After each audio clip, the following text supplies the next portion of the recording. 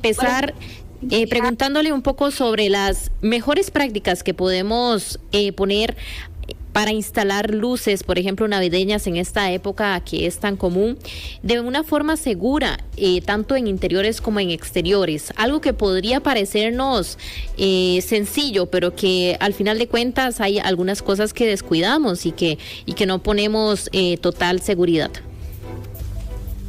Sí, tal vez es importante mencionar que la principal causa de incendio en nuestro país está relacionada con los sistemas eléctricos y los aparatos eléctricos. Uh-huh. Entonces es muy importante en esta época navideña que revisemos la instalación eléctrica, que esté en cumplimiento con el código eléctrico, ojalá contratar a un profesional, un ingeniero o un técnico graduado de línea o colegio profesional, de manera que se revise, que nos garantice que las protecciones son las adecuadas y que los balances de carga son los adecuados.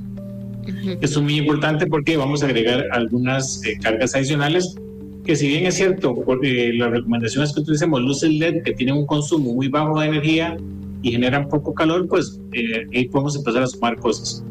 Propiamente con las luces y los adornos navideños es muy importante que compremos que sean certificados, o sea, que haya un certificado de un laboratorio de tercera parte que nos garantice que ese dispositivo o extensión o luces o adornos se va a comportar como el fabricante lo establece. Entonces traen un sello característico que dice UL, ETL, FM, entonces eso es importante.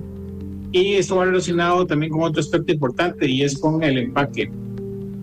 Bueno, en el empaque normalmente viene una serie de información que es muy valiosa. Entonces, por ejemplo, viene esto de certificado, pero también puede ser que traiga un manualito de instrucciones con el mismo empaque, diga las instrucciones. Y entonces es importante seguir esas recomendaciones, porque típicamente los costarricenses lo que hacemos es que compramos las cosas, cogemos el empaque, el manual de instrucciones y lo tiramos a la basura. Sí. Entonces es muy importante seguir las instrucciones. ¿Instrucciones como cuáles? Como lo que usted mencionaba ahora. Por ejemplo, ahí va a decir si las luces son para exteriores o para interiores o para ambos ambientes. Entonces, si yo voy a poner mis luces en el jardín, debería comprar para exteriores, pero si las voy a poner dentro de la casa, debería utilizar para interiores. Entonces, esto es muy importante. Otro tema muy importante es que ¿cuántas puedo poner en serie? Bueno, el fabricante es el que nos dice. Normalmente son 2 o 3, pero es importante que veamos ahí cuál es la recomendación del fabricante, porque yo no puedo poner 5, 10 o 15 o todas que se me ocurran, sino que es importante que revisemos esa información. También, por ejemplo, si trae algunos sistemas de protección, por ejemplo, puede ser que traiga un fusible. Sí. Entonces, saber que tiene ese fusible, porque eso lo que hace es que si hay un daño en las luces, no va a avanzar el sistema eléctrico, sino que se va a abrir el fusible. Y toda esta información viene dentro de los empaques y dentro de los manuales que los fabricantes ponen, y entonces es muy importante seguir esas recomendaciones. Otro tema también tiene que ver dónde las colocamos, ¿verdad? Ojalá no las coloquemos en lugares donde, por ejemplo, una mascota puede llegar y morderlas, porque podría generar primero que nuestra mascota se electrocute, ¿verdad? Que sería algo muy sí, no vamos a terrible, pero exacto, pero también podría generar algún cortocircuito o algún incidente y podría iniciar un incendio. Otra recomendación importante es conectarlas directamente a un tomacorriente, ¿verdad? Poner, digamos, ojalá al pasito o la decoración cerca de un tomacorriente y conectarla ahí. Uh-huh. Eso no es tan fácil, entonces viene un tema que es muy importante, que es el uso de regletas y extensiones. Entonces, ¿cuál es la recomendación de nosotros? Ahí quería llegar también. Ok, bueno, ahí vamos. Uh-huh. Igual cualquier otra, si tiene alguna duda me interrumpe, no hay ningún problema. Entonces, ¿qué es lo que pasa si yo tengo un tomacorriente cerca? Bueno, lo ideal es que yo pueda usar una extensión. ¿Qué condiciones que tiene esa extensión? Las mismas que las luces.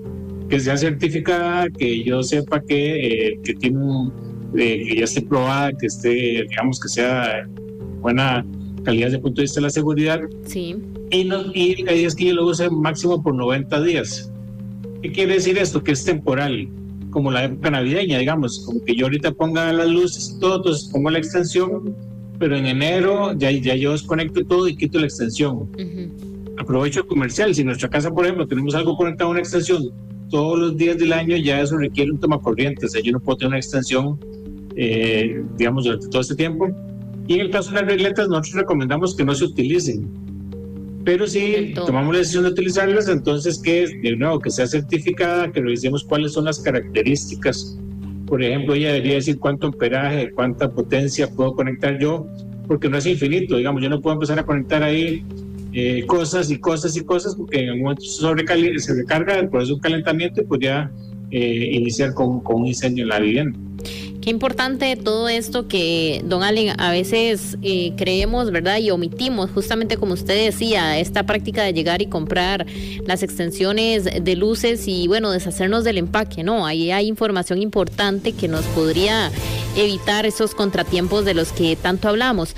Este último tema que usted menciona con el uso de la regleta, por ejemplo, también hemos visto que se hace el árbol y está el portal y luego se conecta otra extensión y estas extensiones por lo general tienen para unirse, para que otra extensión se conecte dentro de la misma extensión. ¿Cuán peligroso puede ser esto? Es mejor evitarlo y, como usted bien lo señala, es mejor entonces tener el toma corriente y no cargar o saturar esta extensión. Sí, es importante lo que mencionaba, que el fabricante se nos dice cuántas podemos poner en serie. Digamos, por ejemplo, nosotros tenemos una aquí que usamos para demostraciones donde el fabricante dice que solo se pueden poner 2. Puede ser que sean 3, pero es importante seguir esa recomendación, ¿verdad? Porque no es infinito, digamos, yo no puedo seguir conectando como usted bien lo dice y no tener atención a eso, sí, porque los cables tienen una capacidad de corriente, entonces yo no los puedo cargar infinitamente, sino que tenemos que estar dentro de esos parámetros que ha establecido el fabricante. Otra práctica que puede ser común, don Allen, dejar las luces encendidas toda la noche, eso mejor no.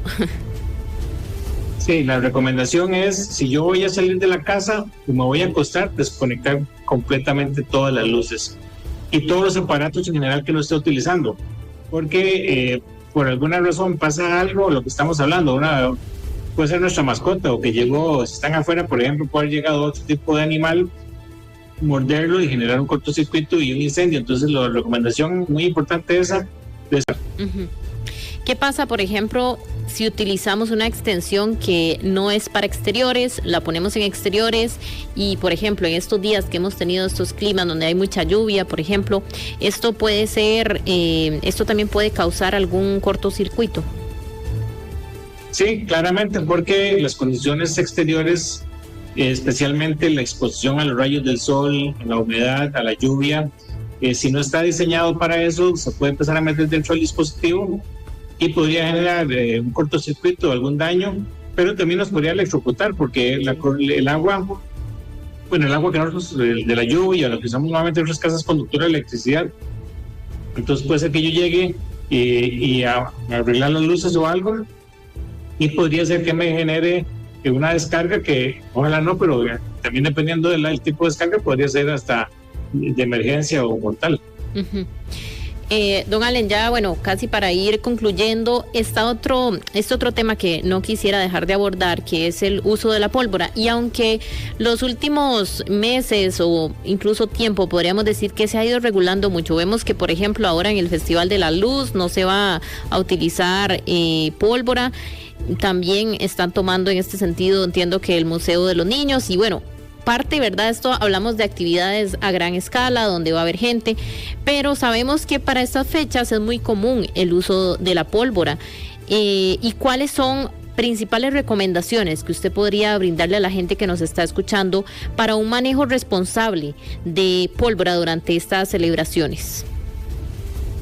Sí, la principal recomendación de nosotros es no utilizarla, porque no hay pólvora inofensiva. Digamos, hay algunos mitos ahí en la calle de que esta pólvora es esto y lo otro. No, cualquier tipo de pólvora tiene un riesgo. Entonces, la principal recomendación de nosotros es no se utilice. Si como adultos decidimos utilizarla, entonces hay varias cosas importantes. Lo primero es que los niños es totalmente prohibido e ilegal que compren o manipulen pólvora. Entonces, lejos completamente de los niños. Si se va a manipular, que sea por una persona adulta. Ahora bien, ¿con qué condiciones? Un poco lo que hablábamos con las luces. Hay que comprarlo en un lugar que tenga los permisos y que sea una pólvora que tenga las recomendaciones del fabricante.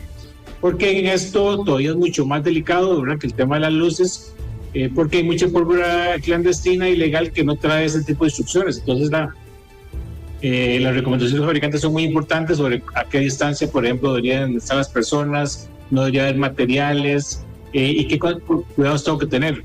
Por ejemplo, no es recomendable almacenarla. Si yo compro pólvora, lo ideal es que la compre y vaya y la utilice.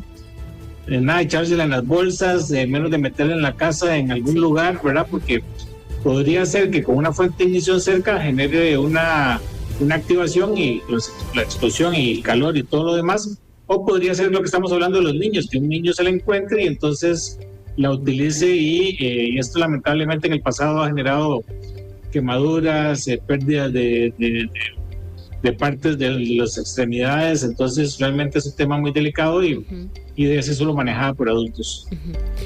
Don Allen Moya, bueno, ya como usted bien lo menciona, mejor no utilizarla del todo y que si lo van a hacer, que sean extremadamente cuidadosos para justamente no tener que pasar accidentes en estas épocas que consideramos más bien es para todo lo contrario.